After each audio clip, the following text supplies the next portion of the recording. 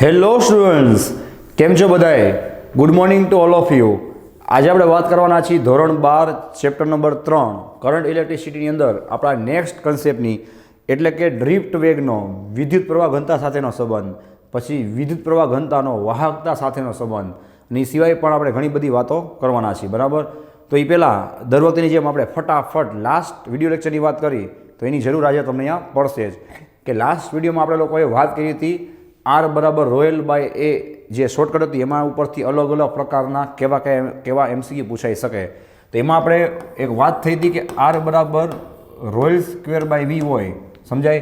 અને જો તમને લંબાઈનો સૂક્ષ્મ ફેરફાર આપે, સૂક્ષ્મ એટલે 0.2%, 0.5%, 1%, 2%, તો તમારે એનો સાપેક્ષ ફેરફાર અથવા તો પ્રતિશત, યાદ રાખજો પ્રતિશત ફેરફાર કઈ રીતે લેવાય, તો કે રો અને વી એ તો અચળ હતા, બગડો આગળ આવી જાય, યાદ છે ભાઈ?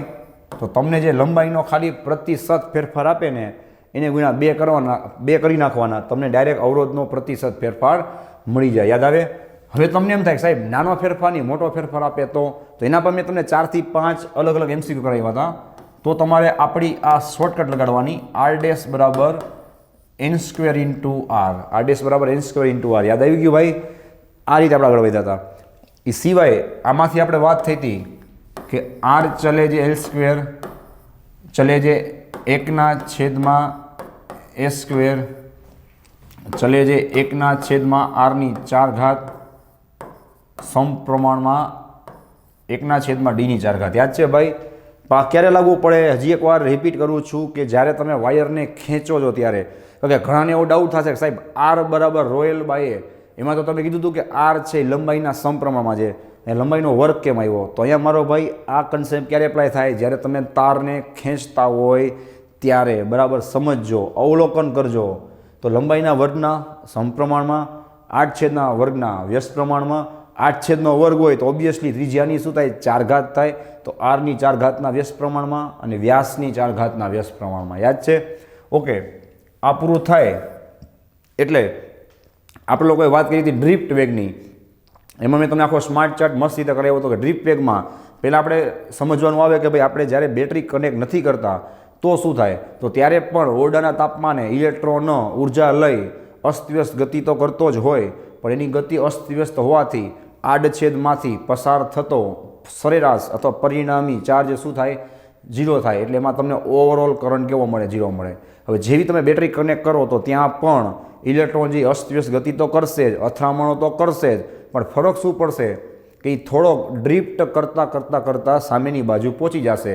તો એ જે ડ્રિફ્ટ કરે છે એને કહેવાય એનું આડછેદમાંથી થતું પરિણામી સ્થાનાંતર, એને અનુરૂપ એના વેગને કહેવાય એનો ડ્રિફ્ટ વેગ.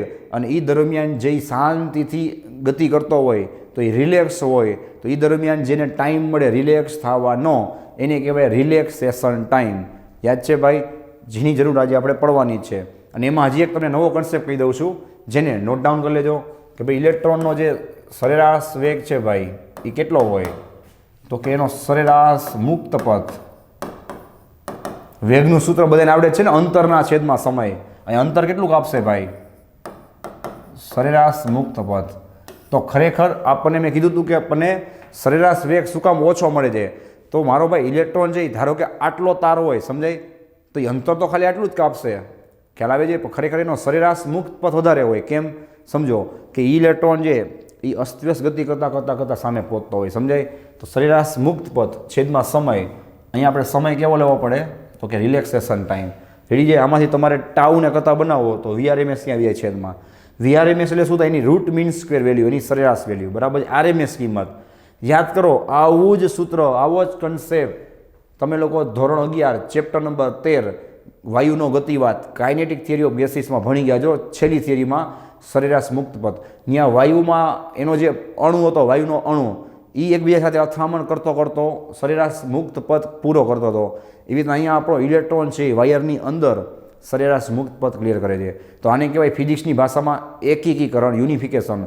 કે ઘણા બધા કન્સેપ્ટ મળતા આવતા હોય એને તમે શીખી લ્યો તો તમારી એટલી મહેનત ઓછી થઈ જાય. જેમ કે મેં તમને લાસ્ટ લેક્ચરમાં આવા 2 થી 3 કન્સેપ્ટ કીધા હતા કે ગતિ ઉર્જાનો વેગમાન સાથેનો સંબંધ છે એ તમને ટકાવારીમાં પૂછે તો એમાં તમારે આવી શોર્ટકટ લગાડવાની કે k ડેશ બરાબર n સ્ક્વેર k. યાદ છે? તો એ પણ મેં તમને ગોતતા શીખવાડ્યું હતું કે જે દાખલો તમે અવરોધ માટે કર્યો તો એ જ દાખલો તમે ગતિ ઉર્જા અને વેગમાન માટે કરી શકો. તો એને શું કહેવાય? એકીકરણ કહેવાય કે ઘણા કન્સેપ્ટ મળતા આવે છે એને તમે શીખી લ્યો. ઓકે, ચલો આજે આપણે બહુ મસ્ત વાત કરવાની છે, સ્માર્ટ વાત. આને તમે નોટ ડાઉન કરી લેજો, બરાબર છે. આમાં પણ હું તમને આખું સ્માર્ટ ટેબલ હાઈ ક્લાસ દોરીને બતાવીશ અને બરાબર જોતા જાજો ભાઈ. એકો એક વચ્ચેના પોઈન્ટ છે એ કામ આવશે. અહીંયા આપણે જે સૂત્ર સાબિત કરવાના છીએ એ ફ્રિકવન્ટલી લગભગ પૂછાય જ છે પરીક્ષામાં. રેડી છે? તો મહેરબાની કરીને ધ્યાન આપજો. જી નીટ બધી એક્ઝામમાં ઓલરેડી સૂત્ર કેટલી બધી વાર પૂછાયેલું છે.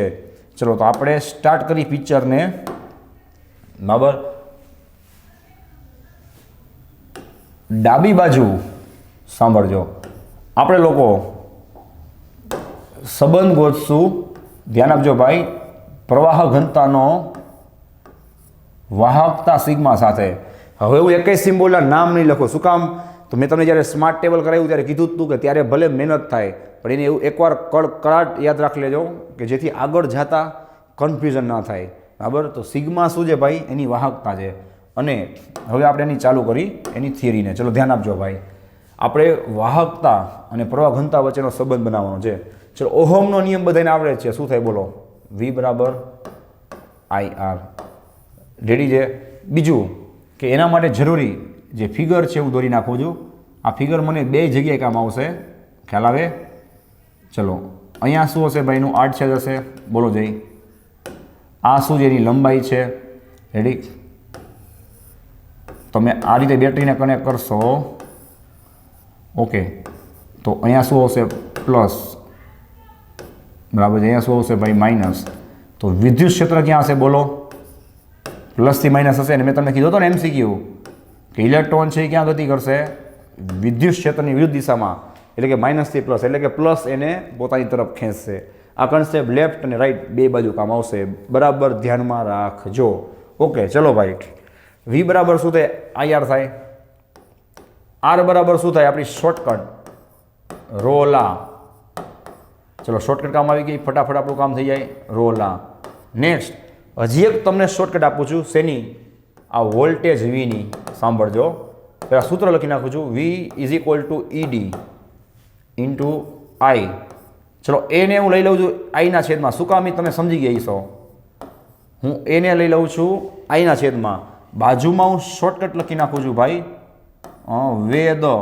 ચલો વેદનો સ્પેલિંગ શું થાય? V બરાબર ED. આ શોર્ટકટ તમને બહુ કામ આવશે. ઘણી જગ્યાએ આ સૂત્ર જે મિક્સ કરવામાં આવે છે ઘણા બધા ચેપ્ટરમાં. વેદ, વેદનો સ્પેલિંગ શું થાય? VED. V બરાબર ED એટલે કે વોલ્ટેજ. જો ભાઈ વોલ્ટેજ V બરાબર ED. E એટલે વિદ્યુત ક્ષેત્ર જે આમાં દેખાય જ છે. હવે એ D એટલે કેટલું અંદર કવર કરશે? તો અહીંયા મેં D ને શું કીધું છે મારો ભાઈ? L કીધું છે કે નહીં? તો હવે હું કોની વાત કરું છું? આ D ની. સમજાય? તો હું D ની જગ્યાએ શું લખી નાખીશ? L is equal two. હવે તમે સમજી ગયા છો કે આઈના છેદમાં એ પાછી આપણી શોર્ટકટ જીયા.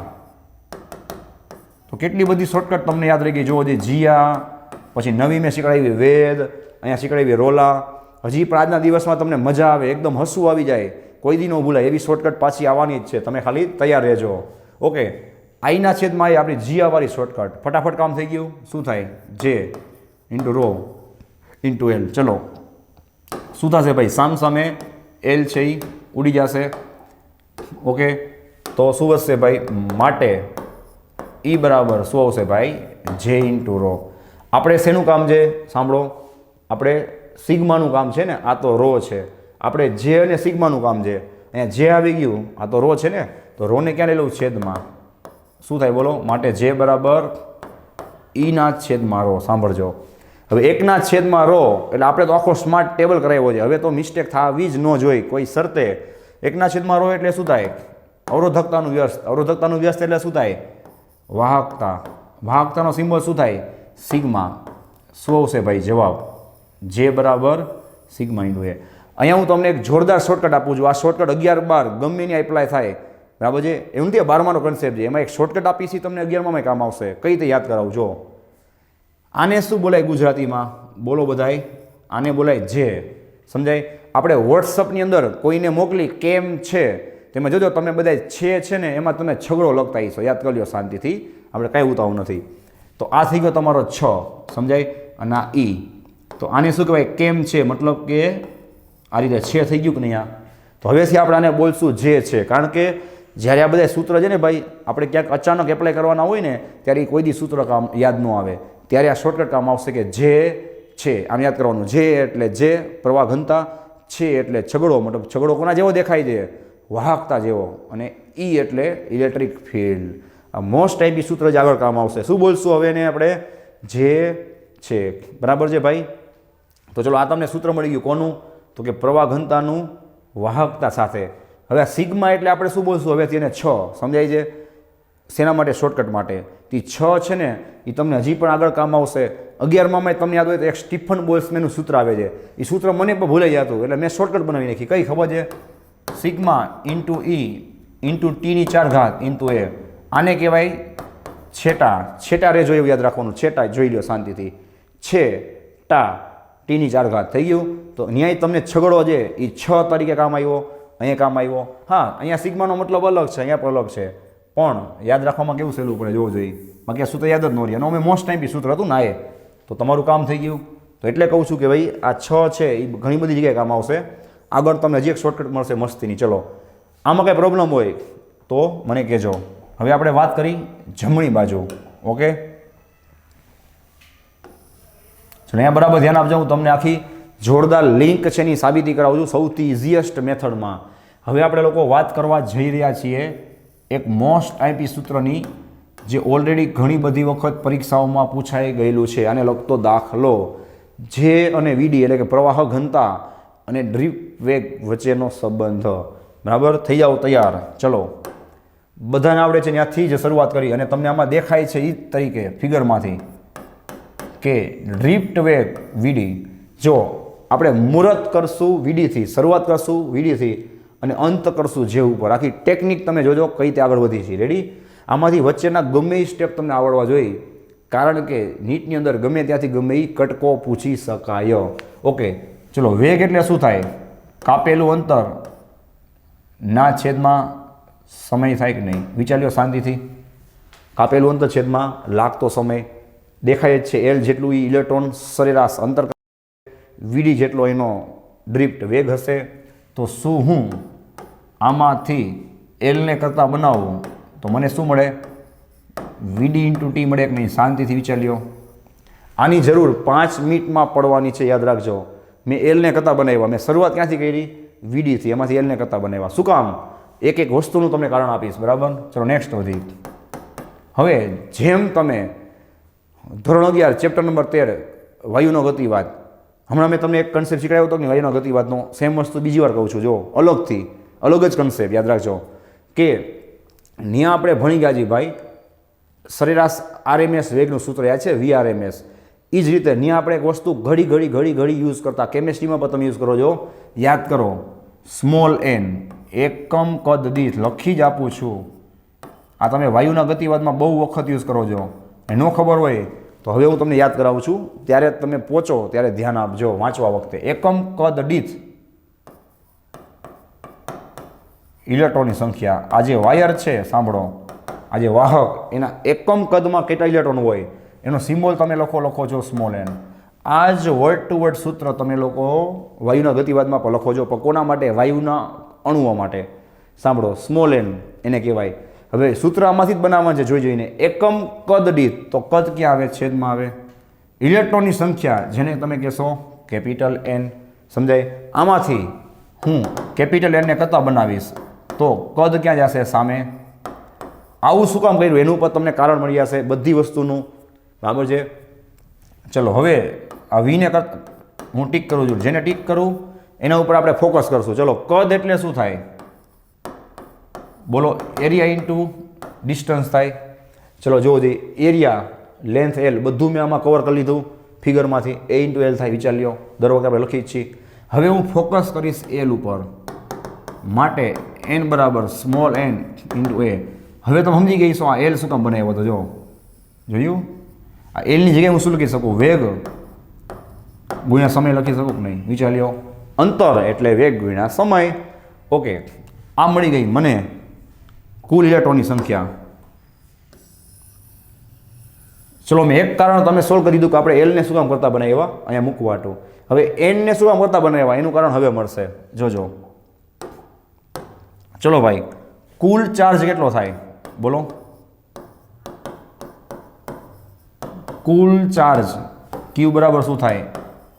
એની થાય. હવે સમજાઈ ગયું ભાઈ કે એનને શું કામ કરતા બનાવ્યા બોલો? અહીંયા કિંમત મૂકવા હતું. કારણ કે આ સ્મોલ એન છે ને કેટલા ઇલેક્ટ્રોન છે? એકમ કદના, સમજાય? અને કેપિટલ એન છે કયા? જે આખા વાયરના ઇલેક્ટ્રોન છે. શું થાય બોલો? એનની કિંમત મૂકી દો, ટીક કરી દઉં, એના ઉપર ફોકસ કરવાનું. શું છે? Small N into A into VD into T into ઈ. હવે બીજો પ્રશ્ન આ સોલ્વ થઈ ગયો કે એન શું કામ બોલાવ્યા? કુલ ચાર્જ ગોતો. હવે બીજો પ્રશ્ન કે ક્યુ શું કામ ગોત્યા? તો એનો જવાબ નીચે મળશે કે કુલ પ્રવાહ I બરાબર ક્યુ બાય ટી. ચલો ભાઈ, હવે તમને રીઝન મળી ગયું કે મારે પ્રવાહ ગોતવો હતો એટલે મેં ક્યુ ગોત્યો. ક્યુનું સૂત્ર સામે જ છે. આ ટી શું થશે? એની સાથે ઉડી જશે. ટી ઉપર ફોકસ કરો, ઉપર ટી નીચે ટી ઉડી જશે. તમને મળશે એન ઇન્ટુ ઈ ઇન્ટુ વીડી ઇન્ટુ એ. આને હું થોડુંક લાઈનમાં ગોઠવી નાખું છું, બરાબર છે? ધ્યાન રાખજો. આ રેડી છે? જુઓ જઈ. N into A into VD into એ, બરાબર. હવે આને આપણે શોર્ટકટ બનાવવાના છીએ 5 મિનિટ પછી. સમજો આ સૂત્ર છે ને મારો ભાઈ, એ મોસ્ટ ટાઈમ બી છે. એની શોર્ટકટ તો તમને મળી જ જશે, બરાબર. આ સૂત્ર છે એ પણ આઈએમપી છે.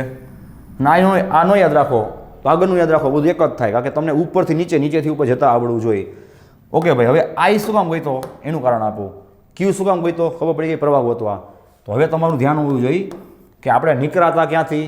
વીડીથી. જો ને પહોંચી ગયા ક્યાં? જેમાં. હવે જે જોતો હોય મારો ભાઈ તો આપણી શોર્ટકટ વિદ્યુત પ્રવાહ ઘનતા જે એટલે શું થાય? જીઆ. યાદ છે ને ભાઈ? જે બરાબર આઈના છેદમાં એ. હવે તમે ફોકસ કરશો એ ઉપર, સમજાય? એને તમે કટ કરી નાખો, થાય ને ઉપરની જે કટ, એ કટ થઈ ગયો. શું મળ્યું તમને? મોસ્ટ આઈપી સૂત્ર એની વીડી. એટલે મેં તમને ડ્રીપ પેક છે એ પહેલાં કરાવ્યો હતો, પરફેક્ટ રિવિઝન કરાવ્યું, એ કામ આવે. જો એની વીડી, આ મોસ્ટ આઈપી સૂત્ર છે પ્રવાહ ઘનતા જે બરાબર એની વીડી. જેમાં આપણે લોકોએ તમે જોઈ શકો છો કે જે અને વીડી વચ્ચેનો સંબંધ મેળવ્યો. રેડી છે? શું થશે? તો કે જે બરાબર N into V into N into E into VD. યાદ રાખજો ભાઈ, અહીંયા એન છે એ શું છે? એકમ કદ દીઠ ઇલેક્ટ્રોનની સંખ્યા છે, છેતરાતા નહીં. આ સ્મોલ એન છે, કેપિટલ એન નથી. એકમ કદ દીઠ ઇલેક્ટ્રોનની સંખ્યા છે. ઓકે છે?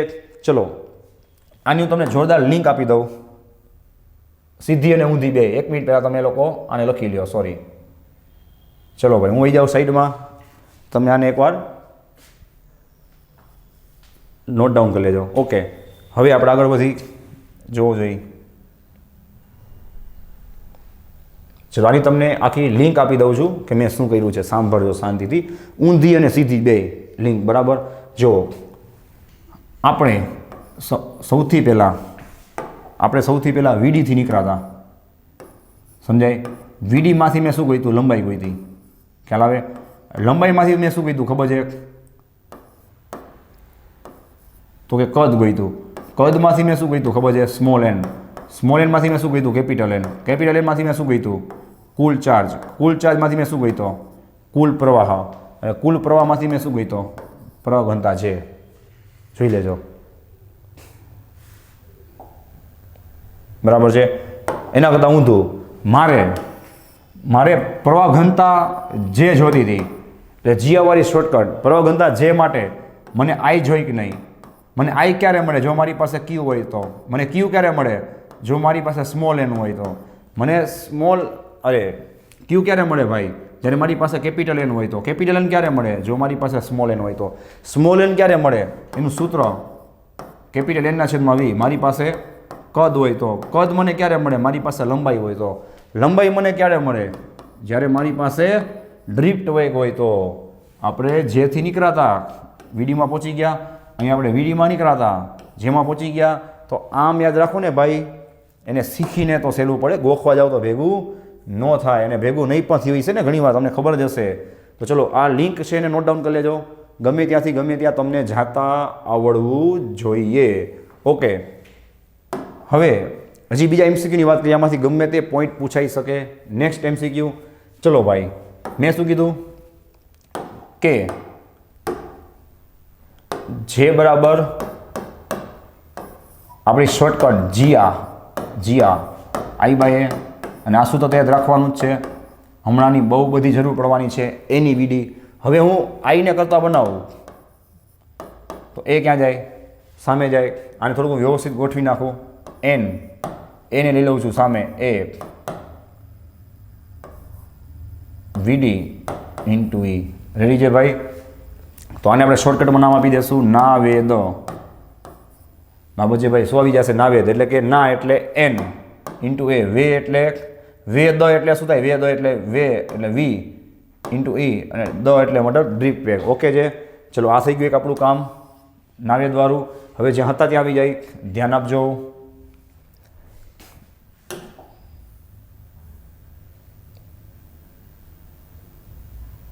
ઓકે, ચલો હવે આમાં તમે ક્લિયર જોઈ શકો છો કે વીડી છે બરાબર. અહીંયા આઈ દેખાય તમને, આઈ બાય એ. પાછું લખી દઉં, ચલો. આઈના છેદમાં A is equal to N into A into V. ચલો, હું તમને પાછું 11મા ધોરણ સાથે એકીકરણ કરાવું છું. પણ ચેપ્ટર નંબર 10માં, જેમ અત્યારે કેમ ચેપ્ટર 13 સાથે એકીકરણ કર્યું હતું, એક વખત મેં તમને ઓલું રોલા અને લંકાવાળું સૂત્ર કરાવ્યું હતું, ચેપ્ટર નંબર 11 બરાબર છે. હમણાં મેં તમને ગઈકાલે કરાવ્યું હતું આપણે ગતિ ઉર્જાવાળું છે, રિવિઝન કરાવ્યું. ગતિ ઉર્જા અને મોમેન્ટમને આ ચેપ્ટર સાથે કઈ રીતે સરખાવી શકાય દાખલા એમસીક્યુ ગણવા માટે, એટલે કે ચેપ્ટર નંબર 6 11માનો. એવી રીતના આજે હું તમને ચેપ્ટર નંબર 10 તરલનું મિકેનિક્સ એની સાથે પણ યુનિફિકેશન કરાવીશ. યુનિફિકેશન મતલબ એકીકરણ, કે કેટલું બધું સમજવામાં સોલ્યુશન કરવામાં મળતું આવે છે. ચલો, આના ઉપરથી એક એમસીક્યુ બને છે જોરદાર, મોસ્ટ ટાઈમપી, કે ભાઈ ડ્રીપ વેગ છે એ તમે જોઈ શકો છો કે આડછેદના વ્યસ્ત પ્રમાણમાં છે. વિચાર લ્યો, કોમન સેન્સની વાત છે ને યાર. જ્યાં આડછેદ ઓછો હશે ત્યાં ડ્રીપ વેગ વધારે હશે, જ્યાં આડછેદ વધારે હશે ત્યાં ડ્રીપ વેગ ઓછો હશે. ચલો, દોરીને વાત કરી. હવે તમને કંઈ યાદ આવે ભાઈ? તરલના મિકેનિક્સની અંદર તમે આવી જ ફિગર ઓલા પાઇપ માટે દોરતા નહીં? પાઇપ માટે યાદ છે? આને તમે આડછેદ A1 કહેતા, યાદ કરો. અને આને કહેતા તમે આડછેદ A2. બરાબર ને ભાઈ? ચલો, હવે આપણે ભણી ગયા છીએ. લાસ્ટ લેક્ચરમાં મેં કીધું હતું, એની પહેલાં પણ કીધું હતું કે ભાઈ જેટલો ચાર્જ દાખલ થશે એટલો સામેથી બારે તો નીકળવાનો જ છે. વિદ્યુતભાર સંરક્ષણનો નિયમ. એનો મતલબ કે મારો ભાઈ આખા વાયરની અંદર વિદ્યુત પ્રવાહ તો કેવો રહેવાનો છે? સેમ. તો શું હું I1 બરાબર I2 લખી શકું કે નહીં? I1 બરાબર I2. હવે જીયા જે બરાબર શું થાય? ચલો, બાજુમાં રેફરન્સ આપી દઉં બસ. જે બરાબર આઈ બાય એ થાય. તો મારો ભાઈ આઈ બરાબર હું જે લખી શકું, આઈ ઇઝ ઇક્વલ ટુ જા. ઓકે, જે ઇન્ટુ એ. તો શું એ હું આમ લખી શકું? J1 into A1 is equal two J2 into A2. Obviously મેં તમને પહેલાં શીખવાડેલું છે કે અહીંયા પ્રવાહ ઘનતા અને અહીંયા પ્રવાહ ઘનતા બે અલગ હોય. રેડી છે? કેટલી હોય? તો કે A1 છે એ નાનો છે, સાંભળજો, A2 કરતાં. એનો મતલબ કે એની જ્યાં આડછેદ નાનો હોય ત્યાં પ્રવાહ ઘનતા કેવી હોય? મોટી હોય. ઓલરેડી મેં તમને પહેલાંય કરાવેલું છે, પાછું નોટ ડાઉન કરી દઉં છું. અહીંયા તમને નવું સૂત્ર મળ્યું, J1 A1 બરાબર J2 A2, કારણ કે I1 બરાબર I2. આને શું કહેવાય? તો કે ચેપ્ટર નંબર 10 ધોરણ નંબર 11 તરલનું મિકેનિક્સ, ત્યાં પર તમે આવો શબ્દ વાપરતા. કયો? યાદ કરો ભાઈ, સાતત્ય સમીકરણ. યાદ કરો. ત્યાં તમે શું લખતા ખબર છે? A1 V1 બરાબર A2 V2. અહીંયા તમે લખો છો J1 A1 બરાબર J2 A2. એનો મતલબ શું થાય કહું તમને? સાતત્ય કોને કહેવાય ખબર છે? કન્ટિન્યુ રહેવું, ક્યાં વચ્ચે બ્રેક ન મારવી. તો મેં તમને હમણાં જ કીધું કે ચાર્જ અહીંયા દાખલ થયો એટલે કન્ટિન્યુટી, સાતત્યતા ધરાવશે, સામેથી બારે નીકળી જ જશે. તો આ સૂત્ર એવું જ કહેવા માંગે છે કે J1 A1 બરાબર J2 A2, કે આ બે એકબીજાના વ્યસ્ત પ્રમાણમાં છે ને આમાં પ્રવાહ સરખો હોય છે. આમાં તમે ધારો ને એટલા એમસીક્યુ પૂછાઈ શકે અથવા તો એટલા એમસીક્યુ બની શકે. આ પણ ધ્યાન રાખજો ભાઈ, VD is inversely proportional to A. યાદ રાખજો, એરિયા નાનો ડ્રીપ વેગ મોટો. અહીંયા લખી જ દઉં ચલો તમને. જ્યાં એરિયા નાનો હશે ભાઈ ત્યાં ડ્રીપ વેગ તમને કેવો મળશે? વધારે મળશે. VD1 is greater than VD2. Okay, આ થઈ ગઈ તમારી નેક્સ્ટ વસ્તુ. બરાબર છે. હજી યાદ રાખજો ભાઈ, મેં તમને હમણાં કરાવ્યું, યાદ રાખજો. એક જે બરાબર છે, હવે કેવી શોર્ટકટ કામ આવે છે જો ફટાફટ યાદ આવી જાય. જે બરાબર છે અને હજી હમણાં એક NEVD, તો આના ઉપરથી હજી તમને રિલેશન કહી દઉં. બરાબર છે, જોવો જોઈએ કોનો રિલેશન, તો કે E અને VDનો. શું હું આવું લખી શકું કે VD છે એ વિદ્યુત ક્ષેત્રના સમપ્રમાણમાં છે. આ તો મેં તમને કરાવ્યું, એમને અમે કોમન સેન્સ લગાડો, લોજિક લગાડો કે વિદ્યુત ક્ષેત્ર વધારે હોય તો એ ડ્રિફ્ટ કેવો લાગે, વધારે લાગે ને ભાઈ, ફટાફટ ઘસાતો સામે પહોંચી જાય. તો એની ડ્રીપ વેલોસિટી કેવી હોય, વધારે જ હોય ને. તો ડ્રીપ વેલોસિટી જે વિદ્યુત ક્ષેત્રના શું છે ભાઈ, સમપ્રમાણમાં છે. ઓકે, તો આટલી માહિતી તમને હોવી જોઈએ. ચલો નોટ ડાઉન કરી લો, પછી આને આપણે જવા દઈએ. બરાબર, ઓકે. તો ચલો જોવો જોઈએ ફરી એકવાર આપણે સ્માર્ટ ચાર્ટમાં શું કર્યું, ખ્યાલ આવી ગયો આખો સ્માર્ટ ચાર્ટ. ડાબી બાજુ આપણે જે છે સાબિત કર્યું, જે છે. જમણી બાજુ આપણે નાવેદ અથવા તો NEVD, અને આઈ પૂછે તો NEVD એ આવે, ગમે એક યાદ રાખવાનું. જે ઇઝ ઇક્વલ ટુ NEVD સાબિત કર્યું. રેડી છે. હવે પાછો બીજો સ્માર્ટ ચાર્ટ તમને સામે સરખામણી કરવામાં ખબર પડે. જોયું તમે કે જેના બે સૂત્ર બન્યા, હવે એમાંથી પાછો નવો સ્માર્ટ ચાર્ટ બનશે. એટલે કે શું, તો કે ઉપર લખી આપું છું, ધ્યાન આપજો ભાઈ, કે વિદ્યુત પ્રવાહ ઘનતા જેના બે સૂત્રો સરખાવતા. હવે તમે આને અવલોકન કરીને ભણો ને ભાઈ, તો અત્યારે એક જ વાર મહેનત થશે. જોજો તમને ખ્યાલ આવશે કે આ તો બધુંય કેટલું બધું મળતું અને સહેલું છે. જો કેમ, તો કે અહીંયા હું જેના બે સૂત્ર સરખાવીશ. કયા? એક જે છે અને બીજું જે ઇઝ ઇક્વલ ટુ NEVD. તો એમાંથી પણ તમને ખબર છે બે નવા કન્સેપ્ટ બને એક જ વસ્તુમાંથી સરખાવવાથી. ખ્યાલ આવે?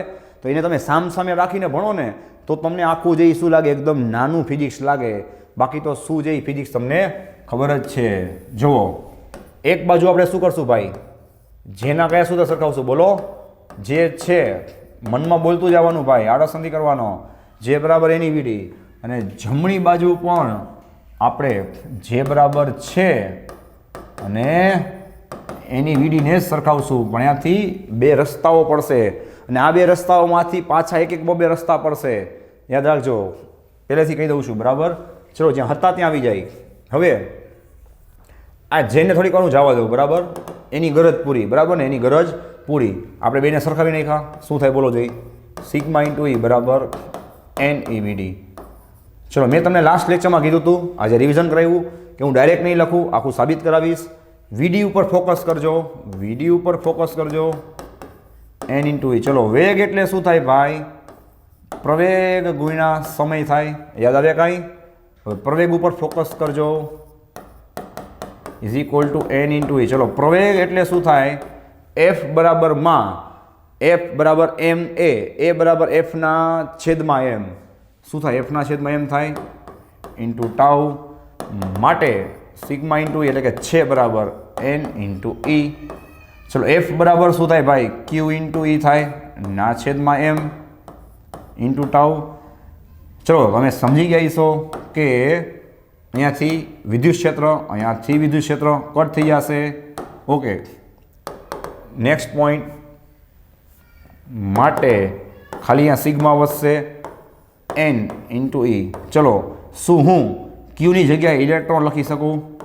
ઇલેક્ટ્રોનની કથા ચાલે છે અત્યારે. રેડી છે?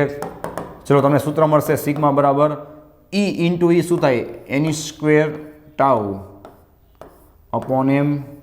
હવે આ બની ગયું તમારું મોસ્ટ આઈમ્પી સૂત્ર, એની સ્ક્વેર ટાઉના છેદમાં M. ઓકે, આ શું છે ભાઈ, આપણું સ્માર્ટ ટેબલ કામ આવે છે ને. હવે ફટાફટ કડકડાટ હોવું જોઈએ ભાઈ. આપણને શું મળ્યું, તો કે વાહકતા મળી. હવે જો આપણે અવરોધકતામાં જવું હોય, અને શું કામ જવું છે એ તમને હમણાં ખબર પડી જશે. અવરોધકતા એટલે શું થાય, એનું વ્યસ્ત થાય એકના છેદમાં સિગ્મા. M ક્યાં આવી જશે ભાઈ, ઉપર. એની સ્ક્વેર ટાઉ ક્યાં આવશે, નીચે આવી જશે. જોઈ લો, આ સૂત્ર યાદ રાખજો. 10 મિનિટ પછી આના ઉપરથી જ આપણે નવા MCQ સોલ્વ કરવાના છીએ. આમાંથી ગમે તે પોઈન્ટ તમને આવડવો જોઈએ, ગમે ત્યાંથી. રો બરાબર M ના છેદમાં એની સ્ક્વેર ટાઉ. સાબિતી આવડવી જોઈએ. ફસાઈ જાઓ ત્યારે સાબિતી જ કામ આવશે. અને સાબિતી પર કેવી કામ આવે, કડકડાટ હોય. કડકડાટ ક્યારે હોય, જો તમે આ સ્માર્ટ ટેબલ બનાવો તો કે આમ તમને આમ ખબર જ પડી જવી જોઈએ કે ભાઈ આમાંથી આમાં કેમ જવાય, તો કે બેયના સૂત્ર સરખાવો અને જો તમે વીડીમાંથી આગળ વધો તો તમે અહીંયા પહોંચી જશો, અને જો તમે આને સબ્જેક્ટ બનાવશો કોને, વીડીને, તો તમે પહોંચી જશો મોબિલિટીમાં, એટલે કે નવી થિયરી, આખો નવો કન્સેપ્ટ. ધ્યાન આપજો ભાઈ.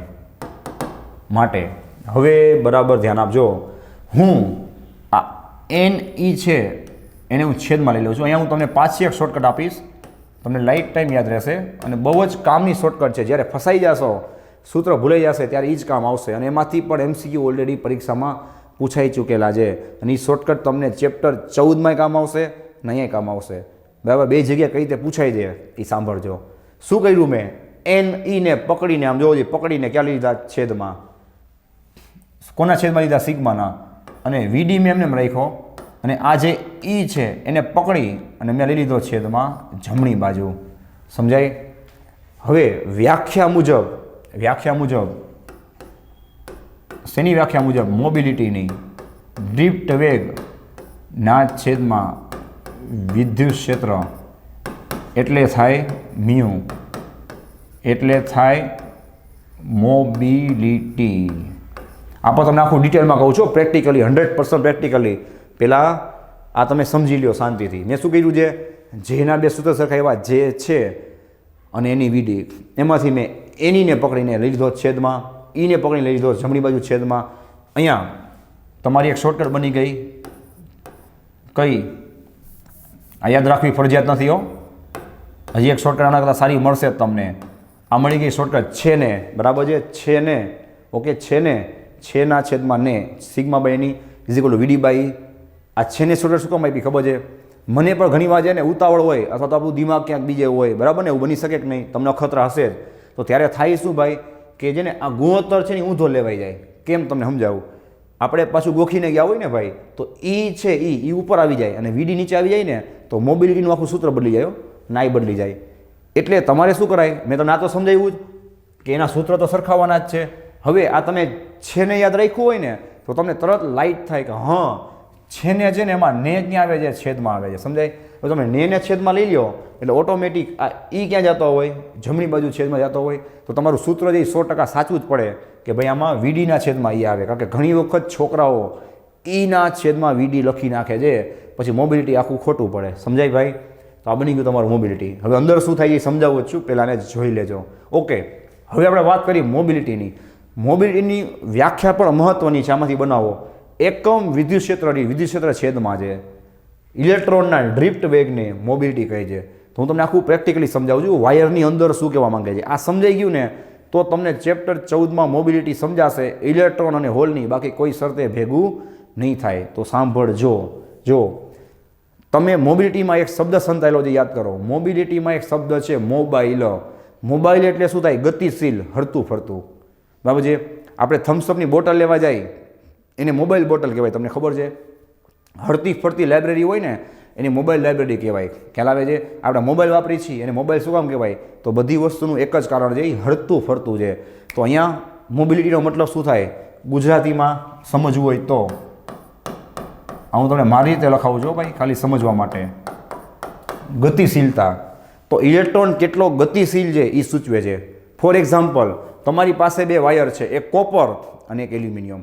બે વાયરની લંબાઈ સરખી, એનું આડછેદ સરખું. ખ્યાલ આવે છે ભાઈ? બધી વસ્તુ, દળ સરખું, બધી વસ્તુ સરખી છે. પણ બેયમાં તમે વોલ્ટેજ સરખા આપશો તો શું બેયની અંદર કરંટ સરખો મળશે? નહીં મળે. તો મારો ભાઈ એના માટે જવાબદાર શું છે? એના ઇલેક્ટ્રોનની મોબિલિટી, એના ઇલેક્ટ્રોનની ગતિશીલતા. જે વાયરનો ઇલેક્ટ્રોન ઓછો ગતિશીલ હશે, ઓછો મોબાઈલ હશે, ઓછી મોબિલિટી ધરાવતો હશે, એમાં તમને કરંટ ઓછો મળશે, એમાં તમને વાહકતા ઓછી મળશે. બરાબર છે? જુઓ, સિગ્મા, એમાં તમને વાહકતા ઓછી મળશે. અને જે વાયરની અંદર ઇલેક્ટ્રોન એનો એકદમ ગતિશીલ હશે એમાં તમને કરંટ વધારે મળશે. બીજી રીતે સમજાવું. શું કહેવા માંગે? જો કે બે વાયરમાં હું ઇલેક્ટ્રિક ફિલ્ડ એટલે કે વિદ્યુત ક્ષેત્ર સમાન આપું છું, તોય બે વાયરમાં મને ઇલેક્ટ્રોનનો ડ્રિફ્ટ વેગ શું કામ અલગ મળે છે? કારણ કે બે વાયરના ઇલેક્ટ્રોનની ગતિશીલતા કેવી છે? અલગ અલગ છે. એક છોકરો એકદમ આળસુ છે, એક છોકરો એકદમ કેવો છે ભાઈ? એકદમ આમ જેને કહેવાય ને કે સક્ષમ અથવા તો એક્ટિવ છે, આમ એકદમ એક્ટિવ છે. તો બેમાંથી ગતિશીલ કોને કહેવાય? તો કે જે એક્ટિવ છે ને. બરાબર છે. તો બે દોડશે તો પહેલાં કોણ પહોંચશે ભાઈ? જે ગતિશીલ છે એ, સમજાય? કાં તો કે આનો ડ્રીપ વેગ વધારે હશે અને જે આળસુ છે એનો ડ્રીપ વેગ ઓછો હશે. તો એકદમ દેશી ભાષામાં એકદમ કાઠિયાવાડી વાત કરીને ભાઈ, તો મોબિલિટીનો મતલબ શું થાય કે ઇલેક્ટ્રોન છે એ કેટલો આળસુ છે અને કેટલો જેને કહેવાય ને કે એક્ટિવ છે એને કહેવાય એની મોબિલિટી. જેનો ઇલેક્ટ્રોન આળસુ હશે ભાઈ એની વાહકતા ઓછી હશે. જો હું સૂત્રમાંથી જ સંબંધ કહું છું ભાઈ, હવામાં નહીં હો, વાહકતા ઓછી હશે. અને જેનો ઇલેક્ટ્રોન એકદમ મોબાઈલ એકદમ ગતિશીલ હશે, આળસુ નહીં હોય, એની ગતિશીલતા, એનો ડ્રિફ્ટ વેગ, એની વાહકતા વધારે હશે, એનો કરંટ પણ વધારે હશે. આમાંથી ગમે એ પૂછાઈ શકે છે, તમે વિચાર લેજો. બરાબર છે? ચલો હવે નવી શોર્ટકટ તરફ આપણે આગળ વધી. સાંભળજો, આ સિગ્માને હું કરતા બનાવું છું, એન ઈ ક્યાં જશે? સામે જશે. આ મોસ્ટ આઈમ્પી સૂત્ર બનશે. હું કહું છું એટલે કોઈ છોકરાઓનો બહુ ધ્યાનમાં આવતું નથી. આવું શું કરે? આ સૂત્ર મારો ભાઈ સેમિકન્ડક્ટરમાં પણ ઓલરેડી પૂછાયેલું છે, યાદ રાખજો. આને શું કહેવાય? બોલો જોઈએ. વાહકતા. સિગ્મા એટલે વાહકતા, મ્યુ એટલે મોબિલિટી, એન એટલે એકમ કદ દીઠ ઇલેક્ટ્રોનની સંખ્યા, ઈ એટલે ઇલેક્ટ્રોનનો ચાર્જ. આને આપણે યાદ રાખશું શોર્ટકટના સ્વરૂપમાં, બહુ મજા આવશે. આને આપણે કહેશું છૂને. શું કહેશું ભાઈ? છૂને. કેમ? તો કે છ એટલે સિગ્મા વાહકતા, યુ થઈ ગયું છું, જુઓ જઈ થઈ ગયું છું, અને ને વિચાર લ્યો. આ મોસ્ટ ટાઈમ શું થશે? કોઈ પણ વસ્તુને યાદ નથી રહેતું, અચાનક યાદ આવતું નથી, તો યાદ રાખજો આ શોર્ટકટ છૂને. પાકું છે? હવે આમાંથી છૂનેમાંથી તમારે છેનેમાં જવું હોય તો જઈ શકાય છે. મ્યુને કરતા બનાવો એટલે ને ક્યાં આવી જાય? નીચે. સમજાય છે ભાઈ? તો આ છેલ્લે આ યાદ રાખો તો ચાલે, અને એક આ યાદ રાખો. બધું બન્યું ક્યાંથી? બેને સરખાવીને. ઓકે, ચલો આમાંથી અર્ધવાહકમાં કઈ રીતે પૂછાય એ તમને કહી દઉં. બસ આમાં બીજા બે તમારા એમસીક્યુ બનશે હો ભાઈ. અર્ધવાહક માટે એની વાહકતા માટે જવાબદાર બે લોકો છે. કોણ? એ પણ મેં તમને ચેપ્ટરના સ્ટાર્ટિંગમાં કરાવ્યું હતું ને ભાઈ. ઇલેક્ટ્રોન અને હોલ, એ બે એના માટે જવાબદાર છે. Sigma of E plus sigma of H. ચલો આમાંથી હજી એક મને યાદ આવ્યું તો તમને કહી દઉં કે તમે વિચારો કે મુક્ત ઇલેક્ટ્રોન અને હોલ એટલે શું થાય? બંધિત ઇલેક્ટ્રોન. આમાંથી વધારે મોબાઈલ, વધારે ગતિશીલ કોણ હશે? તો સિમ્પલ વાત છે ભાઈ, જે પહેલેથી મુક્ત થઈ ગયા છે. તો યાદ રાખજો, ઇલેક્ટ્રોનની મોબિલિટી વધારે હોય, હોલની મોબિલિટી ઓછી હોય. ઇલેક્ટ્રોન છે એ ફ્રી છે, હોલ છે એ બંધિત ઇલેક્ટ્રોન છે. એટલા માટે બેયની વાહકતા અલગ હોય. બે જે કરંટમાં પોતાની ભાગીદારી આપશે એ અલગ હોય. કેમ? તો કે બેયની મોબિલિટી અલગ, બેયની વાહકતા અલગ, બેયનો ડ્રીપ વેગ અલગ, એટલે બેયની કરંટ ઉત્પન્ન કરવાની ક્ષમતા અલગ છે. એટલા માટે બેયને આપણે અલગ અલગ બતાવવા પડે. બરાબર? તો ચલો શું આવશે આપણી શોર્ટકટ? મજા આવે એવી શોર્ટકટ. બરાબર છે? છૂને વત્તા છૂને એમ કહેવાનું. બે વાર છૂને. કેટલી વાર? બે વાર. એક ને બીજી વાર. આ મોસ્ટ આઈપી સૂત્ર બનશે છૂને. છૂનેમાં છ તો છે જ. શું લખશો ખાલી પાછળ? યુ ઇન્ટુ એની. જો આમ પહેલાં લખી નાખવાનું. સાંભળો, કહું એમ જ તમારે અખતરો કરવાનો, જેથી ક્યાંય વાંધો ન આવે. બરાબર છે? અહીંયા કોની વાત થાય છે? ઇલેક્ટ્રોનની મોબિલિટી, નંબર ઓફ ઇલેક્ટ્રોન. અહીંયા કોની વાત થાય છે ભાઈ? હોલની મોબિલિટી, નંબર ઓફ હોલ્સ. થઈ ગયું કે નહીં? માટે શું લખશો ભાઈ? ઈને કોમન કાઢશો, તમને મળશે mu into E number of electrons, mu into H number of holes. યાદ આજે ઓલરેડી પૂછાયેલું છે ભાઈ. અચાનક ખબર નહીં પડે કે આ શું કહેવા માંગે છે. જો ઇલેક્ટ્રોનની મોબિલિટી આપે, હોલની મોબિલિટી આપે, ઇલેક્ટ્રોનની સંખ્યા આપે, હોલની સંખ્યા આપે. ને ઇલેક્ટ્રોનનો ચાર્જ તો તમને ખબર જ છે 1.6 × 10⁻19 કુલમ. તમને અચાનક વાહકતા પૂછે તો યાદ નહીં આવે, એટલે મેં શોર્ટકટ આપી છૂને પ્લસ છૂને. બે વાર છૂને મતલબ કે સરવાળો કરશો, એકવાર ઇલેક્ટ્રોનનો એકવાર હોલનો. હજી પણ આગળ તમને કરાવું છું તમ તારે. છેલ્લો કન્સેપ્ટ, આગળ તો ઘણું છે, આનો છેલ્લો કન્સેપ્ટ કે તમને અચાનક અવરોધકતા પૂછે ભાઈ તો કોઈ યાદ પણ ન આવે. યાદ રાખજો, કારણ કે અવરોધકતા પૂછે તો પહેલાં તમને વાહકતામાંથી આ છૂનેમાં જતા આવડવું જોઈએ. યાદ કરો અને પહેલેથી ખબર હોય એમાં ઘણો ફરક છે. જે નીટમાં બેઠા છે ને જેનો સમય ઓછો બગડ્યો હતો અથવા જેનો સમય વધારે બગડ્યો હતો એને આ અખતરો હશે જ કે જેટલી વસ્તુ પહેલેથી ખબર હોય ને એમાં શું ફાયદો થાય. બરાબર ને? ચલો ભાઈ, તો અવરોધકતા એટલે શું થાય? 1/σ. સિગ્મા તમારી પાસે ગરમા ગરમ તૈયાર જ છે. એ ઠરી જાય, વાસી થઈ જાય એ પહેલાં આપણે એને મૂકી દઈએ. અહીંયા જોવો જોઈએ શું આવશે? ઈ ઇન્ટુ મ્યુ ઈ એની plus mu H N H. Okay, ચલો આટલું નોટ ડાઉન કરી લો, પછી તમને એમાં ઘણું બીજું કહું જ છું. ઓકે ચલો ભાઈ, હવે નેક્સ્ટ આપણે વાત કરી. બરાબર? મોબિલિટી મેં તમને કરાવ્યું, એમાંથી હજી એક તમને એનસીઆરટીનો કન્સેપ્ટ કરાવું છું, જે અધર બુકમાં નહીં હોય પણ એનસીઆરટીમાં છે, પણ તમારું ધ્યાન હોવું જોઈએ. તમારે એ મહેનત ન કરવી પડે એટલે હું તમને શોર્ટ આઉટ કરી દઉં છું. એક વસ્તુ કવર થઈ જશે. ખ્યાલ આવે? એક વસ્તુ બધી જ રેફરન્સ બુકનો મોટા ભાગનો સારો કન્સેપ્ટ જે આવી જશે. પછી તમારે કંઈ નવું બચે તો પૂછી લેવાનું, અથવા તો તમે આજે શીખાવો હોય એમાંથી તમે બનાવી શકો એવા તમે સક્ષમ તો થઈ જ જાશો. બરાબર? ચલો, આ એકદમ ક્લિયર થઈ ગયું. મજા આવી, શોર્ટકટ યાદ રહી ગઈ, બહુ દાંત પણ કાઢાઈ છે. બરાબર છે? ચલો, તો હવે મેં તમને કંઈક કરાવ્યું હતું હમણાં. શું? તો કે મ્યુ બરાબર, સાંભળજો, વીના છેદમાં ઈ. એકદમ નવો અને વિચિત્ર રિલેશન તમને આ મળશે. બરાબર છે? અને આમાંથી પણ એમસીક્યુ બની શકે છે, ધ્યાન રાખજો. એકદમ નવો અને વિચિત્ર રિલેશન. ચલો, મ્યુ બરાબર વીડી બાય હમણાં કરાવ્યું કે નહીં? એકમ વિદ્યુત ક્ષેત્ર દીઠ દ્રિપ્ત વેગને મોબિલિટી કહેવાય. ઓકે, 1/E ને હું બહાર કાઢી લઉં, વીડી આમ રાખું, જેમ છે એમ જ છે, ખાલી આડાવડું કર્યું છે. કન્સેપ્ટ તમને આખો આવડે છે, પણ ક્યાંથી ક્યાં જવું ને એ કોઈથી વિચાર જ ન આવે, કારણ કે આપણે જે સૂત્ર મેળવશું બધું અટપટું સૂત્ર છે. ચલો, વીડી ઉપર ફોકસ કરી. વેગ એટલે શું થાય? પ્રવેગ ગુણ્યા સમય. મેં કીધું તું દર વખતે સાબિત કરાવી, ત્રીજી વાર આવે છે. રેડી? એ બાને આખું પાકું થઈ જાય. ચલો, સમજી ગઈ? સો એ એટલે શું થાય? F/m થાય ઇન્ટુ ટાઉ. નેક્સ્ટ, મ્યુ બરાબર શું થાય? 1/E. ચલો, F બરાબર શું થાય? Q ઇન્ટુ E થાય, ના છેદમાં M ઇન્ટુ ટાઉ. તમે સમજી ગઈ છો મેં તમને શું કરાવ્યું છે? આ કેપિટલી વિદ્યુત ક્ષેત્ર કટ થઈ ગયા ભાઈ. શું મળ્યું? માટે મ્યુ બરાબર Q/m ઇન્ટુ ટાઉ. હવે એકદમ વિચિત્ર સૂત્ર છે. કેમ? તો કે ક્યાં મોબિલિટી, ક્યાં રિલેક્સેશન સમય, બધું અટપટું છે. જો મોબિલિટીનો આ રિલેક્સેશન સમય, ચાર્જ અને એના દળનો આ સંબંધ છે. ટાઉને તમે નીચે લઈ લ્યો તો તમને મળશે mu by tau is equal to Q/m. ખ્યાલ આવે છે? આમાંથી પણ કાંઈ પૂછાઈ શકે. રેડી? તો આ એકદમ અલગ રિલેશન છે. Mu by tau is equal to Q/m. કાંઈ યાદ આવે ભાઈ? Q/m વિદ્યુત ભાર અને એના દળના ગુણોત્તરને આપણે કહીએ છીએ ગાયરોમેગ્નેટિક રેશિયો અથવા એના ટાઈપનો કન્સેપ્ટ. તો એને પણ આ ઘણું બધું મળતું આવે છે. એવું છે નહીં, હું તમને ખાલી થોડીક આમ હિન્ટ આપું છું. સમજાય છે ભાઈ? કે કદાચ કાંઈ પણ પૂછે, નક્કી ન હોય ને ભાઈ, તો આમ થોડીક માહિતી હોવી જોઈએ. ખ્યાલ આવી ગયો? ચલો, આને તમે નોટ ડાઉન કરી લો. રેડી છે? હવે આપણે વાત કરી આજના લેક્ચરના છેલ્લા કન્સેપ્ટની. બરાબર, ધ્યાન આપજો. હજી પણ આપણે કન્ટિન્યુ છીએ ઓલા સ્માર્ટ ટેબલમાં. આપણું બોર્ડ છે એમાં ટૂંકું પડે એના કરતાં હું તમને આખું અલગ કરી દઉં છું. હજી આખું સ્માર્ટ ટેબલ જ ચાલે છે. મેં તમને શું કરાવ્યું હતું? આ બાજુ જે છે અને એની બીડી સરખાવ્યા, આ બાજુ સરખાવ્યા, આ બાજુ મોબિલિટી કરાવ્યું, મોબિલિટીમાં તમને આ બધું કરાવ્યું. આ બાજુ આપણે ક્યાં અટકાતા ખબર છે? ત્યાંથી કન્ટિન્યુ કરી. ચલો, કે રો બરાબર શું હતું? યાદ કરો. રો બરાબર એમના છેદમાં એની સ્ક્વેર ટાઉ. યાદ કરવો જોઈએ. રો બરાબર શું હતું? એમના છેદમાં એની સ્ક્વેર ટાઉ. બરાબર છે? આમાંથી શું થશે ભાઈ? તો કે બે કન્સેપ્ટ બનશે. આમાંથી બે કન્સેપ્ટ બનશે. તમે એટલું યાદ રાખજો કે આ રો છે એ શું છે? એની અવરોધકતા છે. ચલો, આમાંથી પાછું એક સ્માર્ટ ટેબલ બનાવી. ધ્યાન આપજો. મોસ્ટ ટાઈપી કન્સેપ્ટ છે. ઘણા લોકોને બહુ આમાં કન્ફ્યુઝન થાય છે.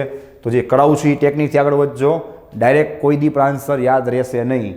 ચલો જુઓ, ડાબી બાજુ આપણે વાત કરવા જઈ રહ્યા છીએ વાહકની. વાહકનું તાપમાન વધારતા એની અવરોધકતા ઉપર શું અસર પડે? બરાબર છે? અને આ બાજુ આપણે વાત કરવાના છીએ, પહેલેથી તમને કહી દઉં, ચલો, અર્ધવાહક અને અવાહક. આ બેમાં એક જ કન્સેપ્ટ રહેશે ભાઈ, એટલે બેને ભેગું ભણી છે. આ બેમાં કન્સેપ્ટ કેવો રહેશે? એક જ. અર્ધવાહક અને અવાહકનું તાપમાન વધારતા. રેડી છે? ચલો, હવે જ્યાં તાની આવી જાય. સૂત્રને સામે રાખજો ભાઈ, ઓલું રો બરાબર M/N² ટાઉ. એકદમ ફોકસ કરજો. વાહકની ખાસિયત શું? ત્યાંથી જો શરૂઆત કરું છું, તમને સમજવામાં ઇઝી પડશે. ચલો, ટૂંકમાં લખી દઈએ. વાહકમાં ખૂબ જ વધારે પ્રમાણમાં શું હશે? મુક્ત ઇલેક્ટ્રોન હશે. આ એની શું છે ભાઈ? ખાસિયત છે. બધાને ખબર જ છે. હવે તાપમાન વધારો શું થાય? લખી દઉં છું. ચલો, તાપમાન વધારતા શું થાય બોલો ભાઈ? યાદ આવે કાંઈ? આયનો હતા એ દોલનો કરતા હતા ને, ગતિ તો કરે નહીં. ધાતુમાં ક્યાંથી ગતિ કરે? ધાતુમાં જગ્યા જ નથી ને ભાઈ.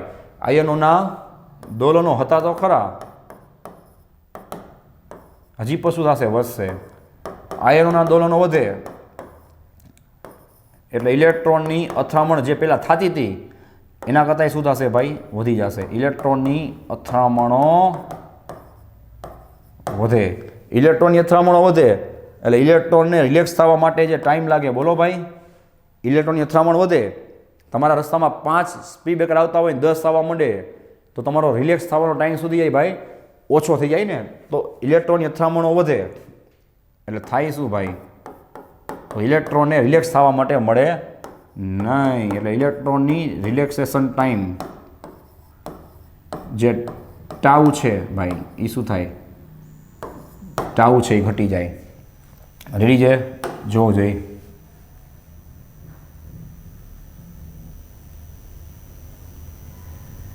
બરાબર. અને રિલેક્સેશન ટાઈમ ઘટે એટલે ઓલું સૂત્ર જોવાનું છે ભાઈ. સૂત્રનું કંઈક તો કામ પડે ને, પછી લખ્યું છે તો ચલો આ સૂત્ર મુજબ ટાઉ ક્યાં છે ભાઈ? છેદમાં છે. ટાઉ છેદમાં છે. રિલેક્સેશન ટાઈમ ઘટી ગયો, છેદ ઘટ્યો, રો શું થાય? વધી જાય. તેનો મતલબ કે અવરોધકતા વધે. અવરોધકતા વધે એટલે વાહકતા ઘટે. આ કન્સેપ્ટ તમને કેટલી બધી જગ્યાએ કામ આવશે ભાઈ. ને વાહકતા ઘટે એટલે એમાંથી કરંટ જે પસાર થતો હોય એ ઘટી જાય ને ભાઈ.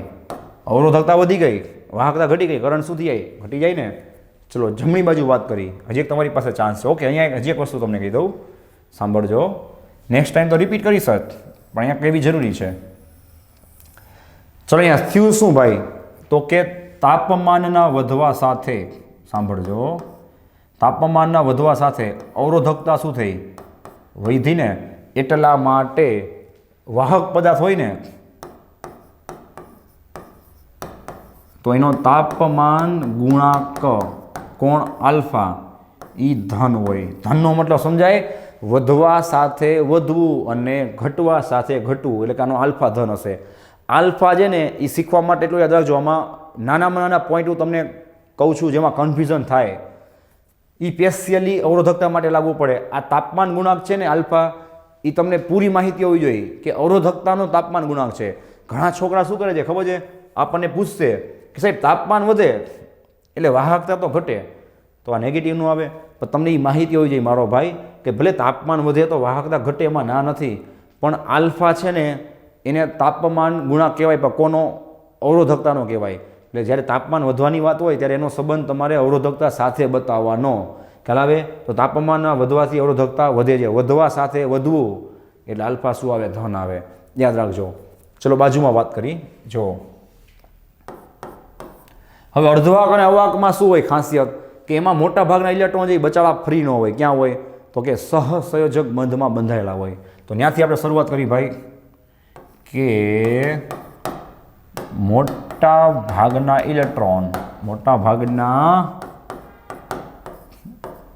ઇલેક્ટ્રોન ક્યાં છે ભાઈ? તો કે સહસંયોજક બંધોમાં જકડાયેલા હશે. હવે તમે એનું તાપમાન વધારો તો શું થાય બોલો જી ભાઈ? આ બધા તમારા MCQ તાપમાન વધારતા ઉર્જા મેળવીને, ટૂંકમાં લખું છું ભાઈ, ઉર્જા મેળવીને બંધ તોડીને શું થશે ભાઈ? મુક્ત બનશે. અને મુક્ત બની સારું ને. કરંટમાં કોણ કામ આવે? ઇલેક્ટ્રોન કામ ન આવે. જે મુક્ત હોય એ ઇલેક્ટ્રોન કામ આવે. તો મુક્ત બને એટલે આ જે એકમ કદ દીઠ ઇલેક્ટ્રોનની સંખ્યા છે મારો ભાઈ n, સ્મોલ n શું થાય? જોજે, આથી સ્મોલ n શું થાય? વધી જાય. સમજાય? સ્મોલ n વધી જાય.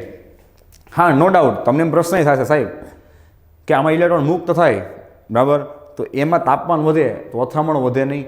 હા, અથડામણો વધશે, ના નથી, પણ તમે કોમન સેન્સ લગાડો.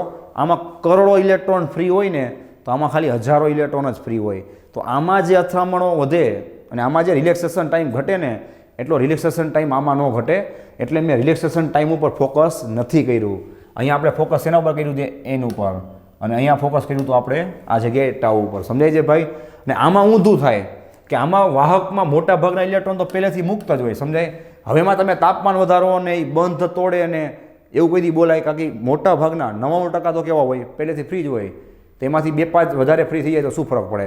એટલે વાહકની અંદર તાપમાન વધારો તો આ જે એન છે એમાં બહુ કાંઈ ફરક ન પડે, ટાઉમાં મોટો ફરક પડે. સમજાય? એવી રીતના જ અર્ધવાહકમાં તાપમાન વધારો તો ટાઉમાં બહુ કાંઈ ફરક ન પડે, એનમાં બહુ જાજો ફરક પડે ને ભાઈ, કે વધારે બંધ તૂટે, વધારે ઇલેક્ટ્રોન ફ્રી થાય, એન વધે. ચલો ભાઈ, આપણું આ સૂત્ર જુઓ. ચલો કે એન વધે એટલે છેદ હોય તો છેદ વધે, એટલે અવરોધકતા રો ઘટે, અવરોધકતા રો ઘટે. બરાબર છે? ચલો હવે શું લખશો આગળ બોલો? અવરોધકતા રો ઘટે એનો મતલબ કે એની વાહકતા વધે, અને વાહકતા વધે એટલે કે સિગ્મા, તો શું થાય બોલો ભાઈ? કરંટ છે એ ઓટોમેટિક વધી જશે. તો આ બધી વસ્તુને તમારે લિંક બાય લિંક યાદ રાખવાની છે, ગોખવા નથી, ભેગું નહીં થાય, મિક્સ થઈ જશે બધું. ચલો અહીંયા શું થયું ભાઈ બોલો? તાપમાનના વધવાથી એની અવરોધકતા ઘટી ને, અવરોધકતા ઘટી, એનો મતલબ આનો આલ્ફા છે ને ભાઈ એ કેવો હશે? ઋણ હશે. ઋણ આલ્ફા શું કહેવા માંગે છે? સમજાઈ ગયું કે તાપમાનના વધવાથી અવરોધકતા ઘટે છે. ઓકે, તો ચલો મેં આ તમને જે કારણ આપ્યા એ તો મેં તમને સૂત્ર પાસેથી આપ્યા. હવે આપણે પ્રેક્ટિકલી વિચારીએ, આની જરૂર જ નથી. પ્રેક્ટિકલી વિચારવાનું ક્યારે કામ આવશે? જ્યારે MCQ જે થિયરિટિકલ પૂછાય, તો મેથેમેટિકલ કંઈ પૂછાય તો તમને આ કન્સેપ્ટ કામ આવશે. જો કે સિમ્પલ વિચારો કે વાહક છે એમાં મોટા ભાગે ઇલેક્ટ્રોન ફ્રી જ હોય. હવે તમે એને ગરમ કરો, એટલે એકદમ દેશી ભાષામાં વાત કરી તો તમે એને ગરમ કરો એટલે કરો છો શું? ઇલેક્ટ્રોનને તમે ખોટા હેરાન કરો છો. ઇલેક્ટ્રોનને હેરાન કરશો એટલે એની અથડામણ વધશે. ઇલેક્ટ્રોન જે બિચારો જાતો છે સામે અને અથડામણ કરવામાં બીજી થઈ જશે, અથડામણ કરવામાં બીજી થઈ જશે, એનો મતલબ કે એનો અવરોધ વધશે, એની અવરોધકતા વધશે, એની વાહકતા ઘટશે, એટલે એનો કરંટ છે એ ઘટી જશે. અને અર્ધવાહકમાં શું થશે? અવાહકમાં શું થશે? કે એનો જે ઇલેક્ટ્રોન છે એ બંધમાં જકડાયેલો હશે. તમે એને ઉર્જા આપી એટલે મુક્ત થયો ઇલેક્ટ્રોન. એટલે આપણને ખબર છે કરંટનું સૂત્ર I બરાબર NE છેદમાં T. નંબર ઓફ ઇલેક્ટ્રોન વધે એટલે કરંટ તમને વધારે મળે. કરંટ વધારે મળે તો ક્યારે મળે? જ્યારે વાહકતા વધારે હોય. વાહકતા ક્યારે વધારે હોય? જ્યારે અવરોધકતા શું હોય? ઓછી થઈ જાય તો. રેડી? તો આ વાત થઈ આખી થિયરિટિકલી. હજી તમારી જાણ ખાતર આ તો મેં તમને વાત કરી છે ખાલી તાપમાન વધે નહીં. હો, સમજાય છે? હવે તાપમાન ઘટે તો શું થાય? તો આમાં જેટલું લખ્યું ને એ બધું પાછું ઊંધું થઈ જાય. એટલે તમે કે હું આપણે કઈ રીતે યાદ રાખવાનું ખબર છે? તાપમાન વધે ને તો બેમાં શું થાય એ યાદ રાખવાનું. જેનો MCQ પૂછાણો હોય એ રફ પેજમાં તાપમાન વધે તો શું થાય એ લખી લેવાનું, અને પછી તાપમાન ઘટે તો શું થાય એ એમાં બનાવી લેવાનું ઊંધું કરીને. સમજાય? પરીક્ષામાં ભલે તાપમાન ઘટે તો આનું કે આનું કંઈ પૂછે, આપણે શું કરવાનું ભાઈ? પહેલાં ઊંધું વિચાર લેવાનું. બરાબર છે? કે તાપમાન વધે તો શું થાય? કારણ કે આપણે શું યાદ રાખવાનું છે? આ કન્સેપ્ટને. પછી તાપમાન ઘટાડાની વાત આવે તો જે મેં તમને કરાવ્યું એના કરતાં બધું શું થઈ જાય? ઊંધું થઈ જાય. પણ યાદ છે તમે ગમે એક જ રાખશો. રેડી છે? તો ચલો નેક્સ્ટ વિડીયોમાં અહીંયાથી આપણે કન્ટિન્યુ કરી, અને હજી આપણે કન્ટિન્યુ જ છીએ આ અવરોધકતાનો તાપમાન સાથેનો સંબંધ મેળવશું. એમાં પણ આલ્ફાને બધું આવશે અને ત્યાંથી આપણે આગળ વધશું. આમાં કાંઈ ડાઉટ હોય અથવા નવો કાંઈ વિચાર આવે તો ખાસ ઇન્ફોર્મ કરજો. So thanks for watching this video. Take care of yourself and see you soon in the next lecture.